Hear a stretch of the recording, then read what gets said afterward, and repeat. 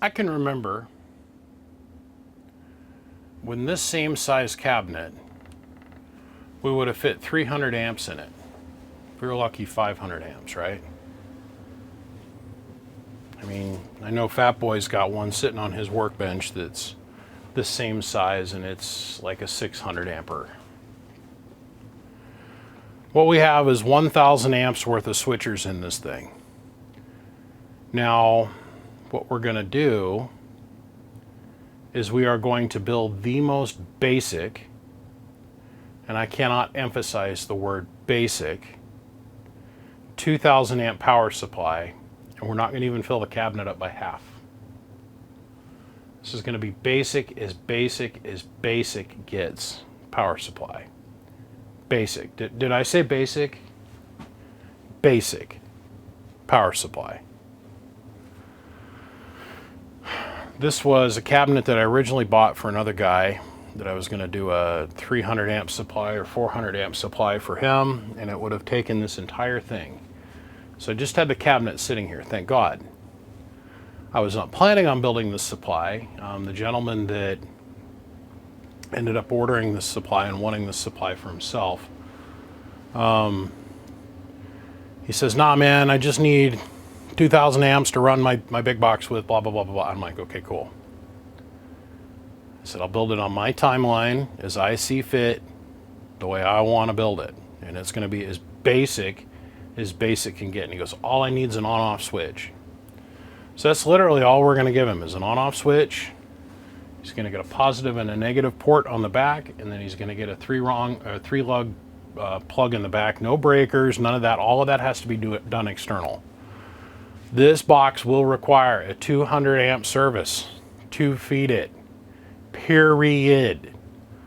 Which means a 200 amp breaker at the wall and then a 200 amp disconnect for you to hook this thing to. So all of that can be done external. If he needs to isolate the supply, he's going to do that externally. Now you can go, I think, up to 20 feet from your 200 amp disconnect without having to have another form of isolation. Like I said, this is all going to be done external. So the only thing I got to do is I've got to mount up 20 different switchers in here. I got to mount 20 switchers in here. Now these have already all been modded to 15.1 volts. I did them the other day. When I did the 500 amp power supply, I sat down and I did 25 modules in a row, which was suck ass, but it got done. Okay. All I got to do is mount the modules, wire up all the different power plugs, bring the positive and negatives together, which we're going to do, just like I did the other one. A gauge coming right off the back. We're going to have our mode on switches in the back, or tied to the front. We're going to give them a single on-off switch, on-off, and the rest of it's up to him to figure out. He didn't even want a voltometer. I'm like, dude, do you want a voltmeter? No. It's like, okay. Not that I got an extra one laying around here. I mean, I might have another one of them little blue Majabis sitting around here someplace, but I don't think so, and I'm running out of time. This is the last project that I get to work on before I go out of town. And this is going to take a while, and it's probably more time consuming than you guys understand. It's going to be a pain in the ass. Just time consuming. Because it's repetitive and it's over and over and over again. I can't stand repetitive. You guys know I can't stand doing it. This is going to be a 2,000 amp supply that you can literally pick up and put underneath your arm and walk away with. But basic. Very, very, very basic. All right, let's go. So let's see, where we left off is it was an empty cabinet. Well, we've got all 20 of the supplies in here now, and I was a little worried about this shelf being strong enough. So I went and I got a little bit thicker piece of aluminum. Instead of using 632 all thread, which I like using 632 for everything, because then you only need to have one tool to take everything apart. I went 832 thread here, so it was stronger. And when we bolted all these together, bolted them down, this is probably the strongest bit in the whole amp, or the whole power supply. I did the same thing down here on the bottom floor. Another thing I got to talk about is power distribution. Now, with some of the things I've built in the past, it's not necessarily the safest thing, where I take and I just smear down some, take out some phenolic and smear some solder on it and lay every wire. It looks really pretty, but that's not the way anybody wants us to wire anything. There's some problems that come with that, or some possible problems that come with that. So this is more of a production line setup here. What we've got going on is we've got 2 pieces of 1/0. That's what we need to carry the power in. This is high temp, oil resistant, abrasion resistant dual line 1/0 gauge cable, high strand count pure copper. And they come down here to the corner of the cabinet, the black and the white leads. The white lead is delineated with tape, that way we can visually identify the phase. They go to a hydraulically crimped connector, which then in turn breaks off to 4 pieces of 10 gauge, which then in turn is eyeletted and crimped, like so. And I was going to solder these, as you can see over here, but then I remembered I'm not allowed to do that for reasons. In turn, because each one of these are 10 gauge pieces of lead, I have to be conscious of how many supplies we hook to each one of those leads. So each lead has 4 supplies hooked to it. So 4, 4, 4, 4, and 4 is a total of 20, right? Well, I had to do the same thing on the second phase. See how that works? Now, I did kind of cheat. There would be a time and a place where I would have taken a green wire to every single one of these, a white wire to every single one of these, and a black wire to every single one of these, and braided them and laid them all down and made them perfectly beautiful. Instead, what I went with was commercial off-the-shelf blow molded plugged C13 plugs, and then just stripped the wires back as a cording. Now, it didn't turn out as pretty as I'd like down here, but I taped the joints together just to keep them from moving, because once we close the cabinet up I can pull the tape off. But it's pretty enough, it's electrically correct and safe. So now we can isolate out 4 supplies at a time, or you can go and just simply unplug the plug one at a time and isolate out each supply. So if you needed to change, let's say this supply went bad, all you got to do is undo these nuts, lift the bar out, unsolder the supply in the back, unplug the supply in the front, good to go. Is what it is. Moving on to the back side now. This is turning out actually to look quite nice in my opinion. Feel very comfortable letting this one go out to the public. It's basically the same thing I did for the 500 amp supply I just built, but with a little bit heavier duty distribution blocks. Because I got to carry, each one of these strips I've got to carry 2, 4, 6, 8 amps through each one of these strips. This is a 10 amp rated strip. That's 10 amps continuous. The power supply is going to be used in intermediate duty. I think I slide underneath the radar. The straps are bolted down. The distribution is bolted down. We got a common case ground. Everything is crimped the way it's supposed to be. Moving on. Don't be surprised if I come back and solder these, because it's going to drive me nuts that I just crimped them. Sorry, just is what it is. Okay, let's go work on the backside. So here's the backside. This is the plate that we're going to put up there. The plexiglass is just temporary. I don't have any of the red fiberglass high temp sheet. I thought I did them out. So I'm going to put this on here just to get it to completion. Then what I'll do is, I got to deliver this thing, so what I'm going to do is have delivered to the customer's house a replacement piece of G5 or G8 or G6, whatever it is, fiberglass. Stuff high pots to like 20,000 volts. I'll have that delivered, and then all I got to do is cut these real quick and drill it out.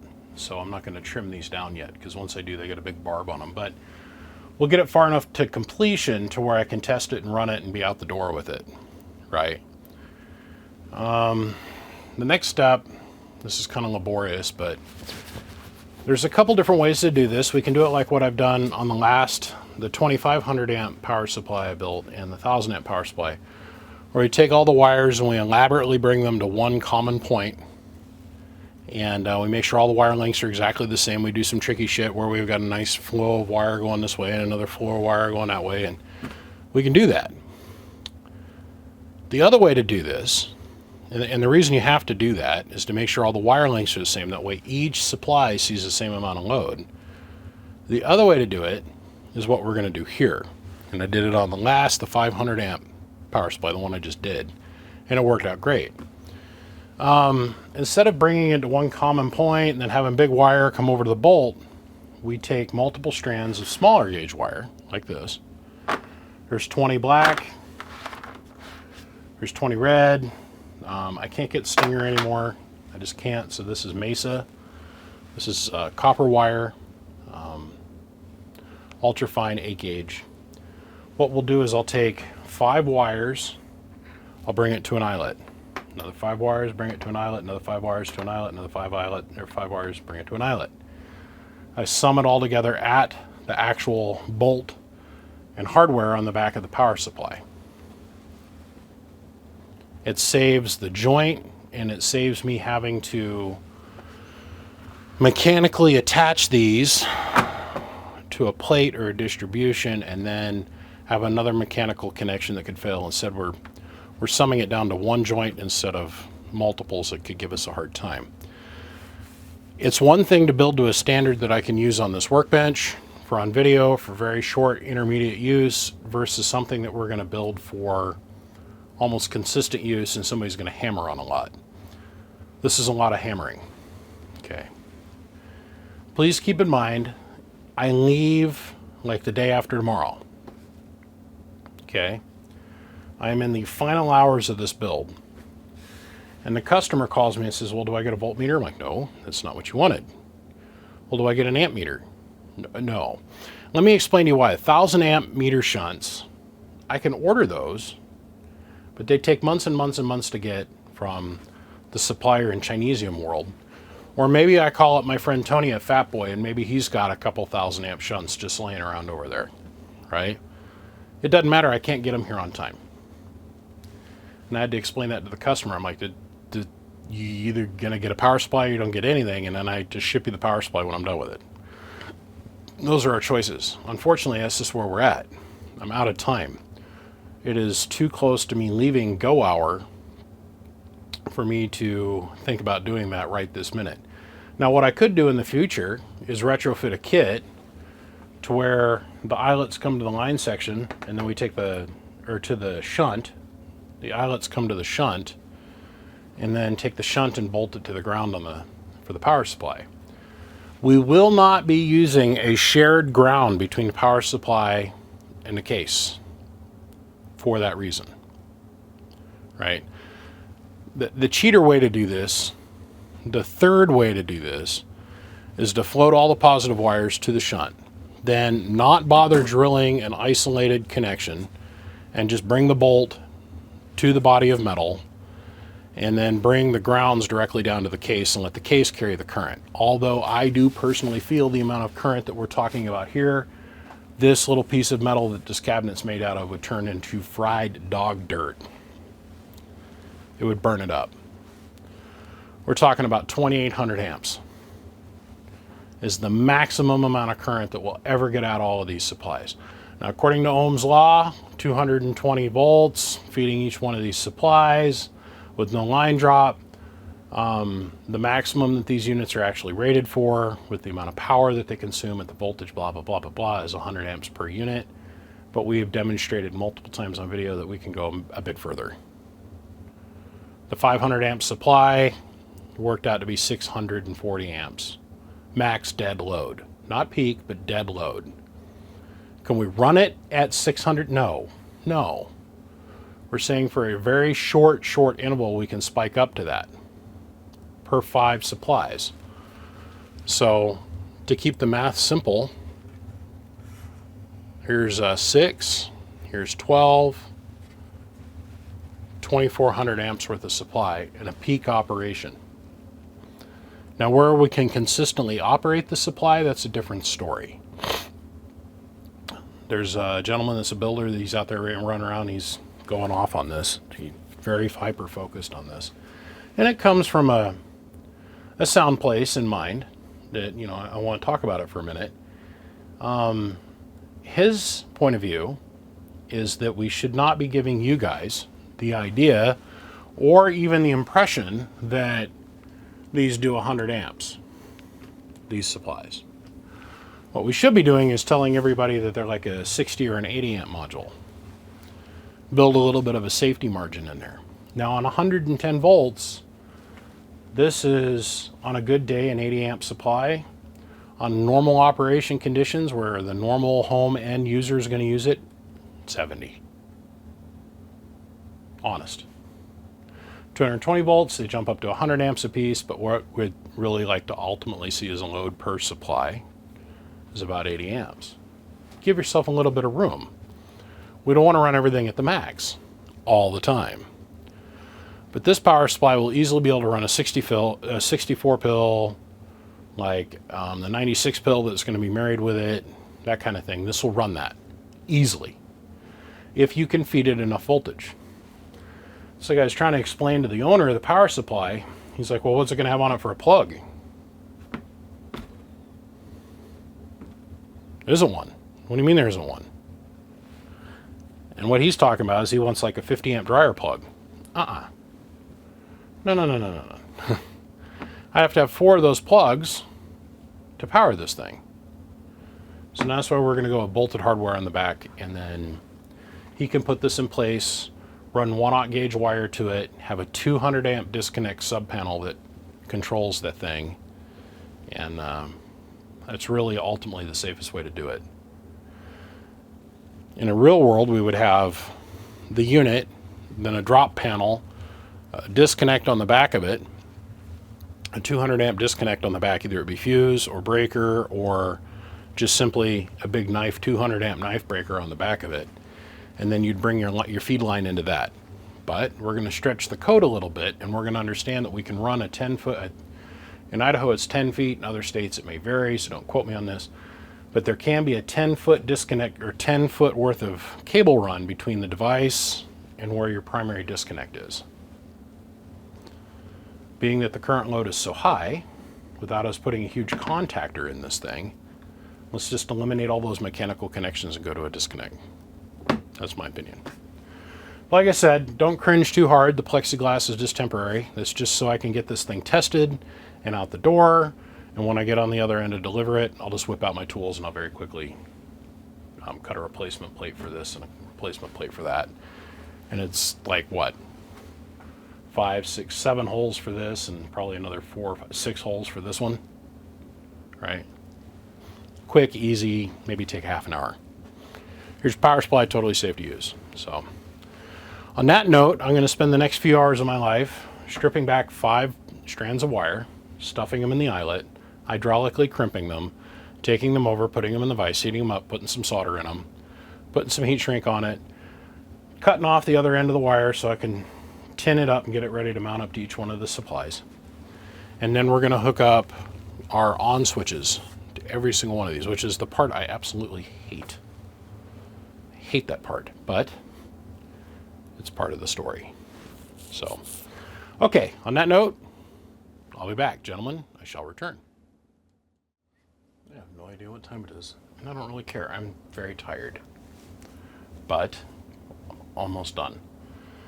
So, all the power supplies are tied together. All the positive wires are hooked up. All the ground wires are hooked up. All the positive wires are hooked up. All the ground. I can repeat myself over and over and over again. Kind of digging this system, kind of not, but this is what we're going with on this build. It's going to work fine. It's a tested, tried and true system. So now, got to thread it through its bronze bolts, and got to make shit happen here. So, yay! When we come back, we'll have the back on this thing. The fan on the front is hooked up. The only thing I have left to do is hook up the fan on the back. And the fan on the front is hooked up to this supply. We're going to hook the fan up on the back to that supply.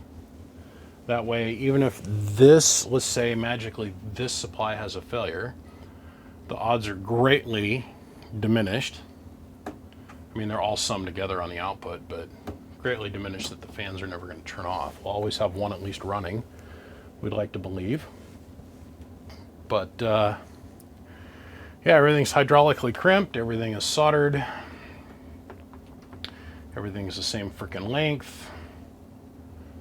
Now I gotta do some serious cable management on the inside, probably with a little bit of a twist, and we're gonna make this happen. Okay, I gotta be really careful with this test. Let me explain to you why. I am tired. I am the end of my rope. I am so tired of working on stuff like I'm gonna die or something here. Okay, so I got the big supply here hooked up to 4-gauge wire, and it requires 1/0, number one. And then it's going to a 50 amp outlet, which is 150 amps short of what it needs. But I feel very confident that I can pull at least 1,000 amps out of the wall. So our voltages are going to be dictated by that as well. Our line voltages are dropping like a rock. We've seen that on the previous 2,000 plus amp power supply I built. Until I ran the 1/0 gauge wire over with a 200 amp connection. Had a little bit of sag going on. So this is our clamp DC. It's our actual volts at the back of the power supply.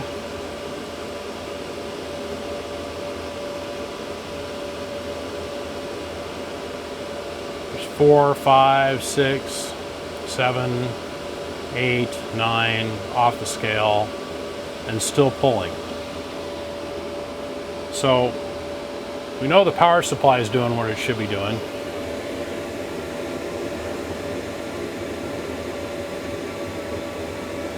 I can make a wire move. This thing is working. I have a bunch of little stuff I got to do on the inside of this thing yet to clean it up and make it ready so I'm ready to take it across the United States. One thing I want to do is I want to slow the fan down. I have 2 fans on this thing, but it was so much air and it was so loud. Yeah, no way the customer is going to find that acceptable. God dang, these wires are hot. Okay. Ooh, no way the customer is going to find that acceptable. So I disconnected one fan, and I actually need to slow the one down on the back because its pitch is so, well,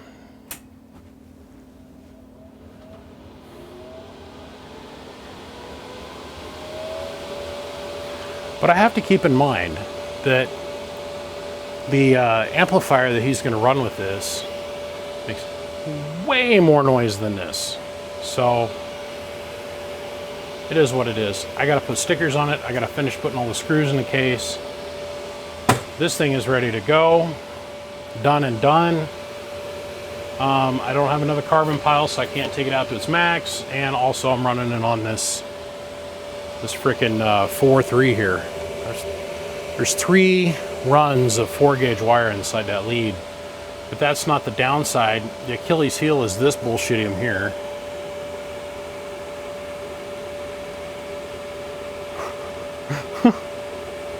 Hence the reason why it's got such significant sag to it, but it's not a problem. All the power supplies are turning on when the thing initially starts up. Everything's checking out. They're going through their check processes, and here's the most important thing.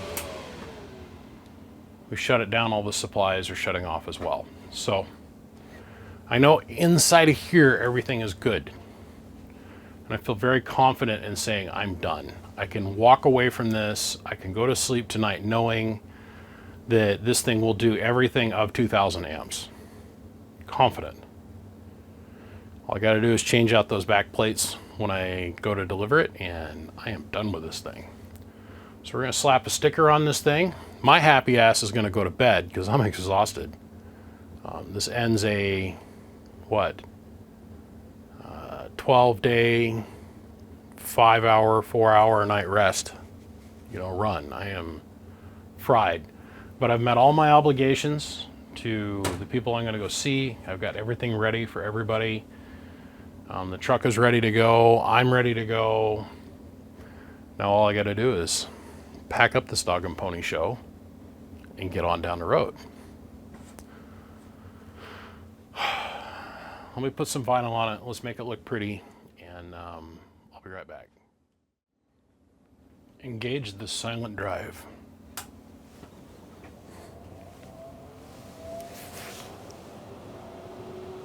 Well, gentlemen, I want to say thank you for tuning in and following along. I know I didn't sit here and talk as much as I normally do on camera. And for as big as this power supply is, for me to not make a big freaking deal out of it, man, I'm telling you. But I'm running out of time. Just running out of time. I got a ton of stuff I got to do now just to get ready to go. This is going to be an epic road trip, and I think you guys are going to love the content that comes out of this road trip. It's breathtaking, is the least I can say. It's going to be amazing what happens. It's going to be amazing what I get to go work on. It's going to be amazing the people I get to meet. It's going to be amazing the things I get to see. I just can't simply say thank you guys enough. A big shout out to Hopping Around, by the way. And yeah, on that note, I gotta go. I appreciate the guys on the Patreon channel. They've got an update every day on me building this amp or this power supply, and they're gonna get tons and tons and tons of behind the scene content of where I'm going, who I'm seeing, and what's going on this trip. So you might want to think about subscribing. Last but definitely not least, and one of the most important things, a big thanks to all of you. All of you guys that click subscribe, click thumbs up, leave a comment. I say thank you. Now, if you guys don't mind, I'm going to take the walk over to the house and I'm going to go pass out because I am done. Stick a fork in me. Gentlemen, I appreciate every single one of you. I'll see you. Click, click.